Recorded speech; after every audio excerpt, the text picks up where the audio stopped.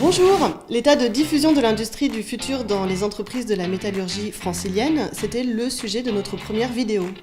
Aujourd'hui, nous allons vous présenter d'autres résultats de notre rapport, mais plutôt sous un angle RH. Avec la désindustrialisation, les emplois de production ont beaucoup reculé ces dernières années. On parle ici des tourneurs, fraiseurs, régleurs, chaudronniers, soudeurs. Pourtant, dans le même temps, les employeurs expriment des difficultés de recrutement, justement sur ces métiers. Comment se fait-il que, dans un contexte de chômage de masse, des entreprises ne parviennent pas à trouver la main-d'œuvre nécessaire? Et ce, que ce soit auprès de jeunes ou de demandeurs d'emploi. Nous avons cherché à comprendre ce phénomène.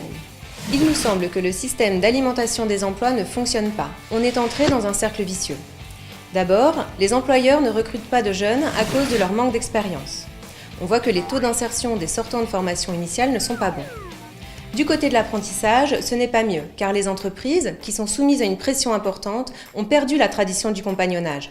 Or, comme les taux d'insertion des sortants de formation initiale ne sont pas bons, cela ne rend pas ces formations attractives, ce qui entraîne un déficit d'orientation. Les jeunes et les demandeurs d'emploi ne choisissent plus ces filières. En ne recrutant pas les personnes formées, les employeurs entretiennent ainsi une pénurie car ils ne renouvellent pas les compétences disponibles sur le marché du travail.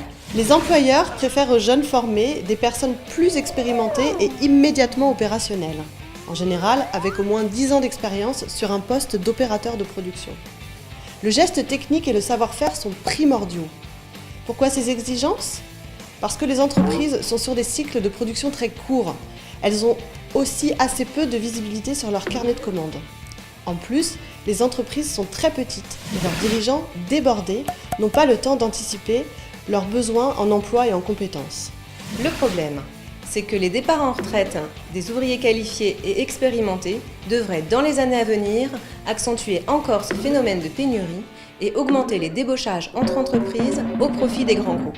Dans le même temps, comme l'insertion des jeunes et des demandeurs d'emploi en reconversion reste faible, l'attractivité des formations devrait encore baisser, ce qui appauvrit encore le vivier de formés. On risque ainsi d'aboutir, d'ici peu, à une pénurie critique. Comment les employeurs feront-ils face à ce double phénomène? D'une part, de départ en retraite, et d'autre part, de possibles augmentations et mutations de leurs activités de production. Il semble crucial de fournir au marché du travail des débutants. Cela représente à la fois un enjeu d'insertion des jeunes et un enjeu de compétitivité, d'autant plus dans l'avènement progressif de l'industrie du futur. Il est donc primordial de prendre conscience de ce problème dès à présent et de créer un nouveau cercle vertueux dans lequel les débutants, jeunes et moins jeunes, auront toute leur place. Sur la base de ces constats, le rapport d'étude propose plusieurs pistes pour recréer ce cercle vertueux. Le premier levier serait d'aider les entreprises à définir leurs besoins et à les formaliser. Cela en les accompagnant dans la définition de la stratégie de leur entreprise, puis dans la façon de la décliner sur le plan RH. En fait, il existe déjà des outils qui fonctionnent. Certains dispositifs sont détaillés dans notre rapport. Il faudrait les rendre plus visibles pour les chefs d'entreprise. Un second levier serait de renforcer les liens entre les acteurs à différentes échelles, régionales et locales. Lors de réunions de travail, on pourrait parler des coopérations possibles entre établissements de formation, entreprises et acteurs institutionnels. Il faudrait enfin lever les préjugés des différents acteurs et que les entreprises réintègrent un rôle de formateur. En effet, les compétences s'acquièrent en situation de travail.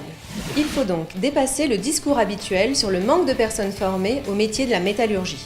Nous pensons qu'un ajustement réciproque est nécessaire entre tous les acteurs.